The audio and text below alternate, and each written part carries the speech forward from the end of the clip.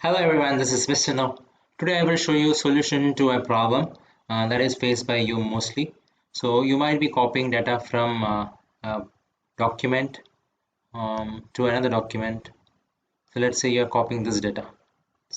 So if you try to copy this data and try to paste it in Word, no matter how you paste it, you will get line breaks. So you will have to do this. You'll have to do this for the entire paragraphs, which is a very time consuming task. So there is a way to remove this. So what you can do is go to a place called Text Fixer, which will remove the line breaks for you. So let me put it here and say remove line breaks. That's it. We just have to copy that and just remove what you have pasted here and just paste what you've got it from the internet. Now you see, you get that information here from here.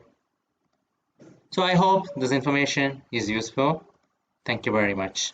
Subscribe now and press the bell icon. Never miss an update.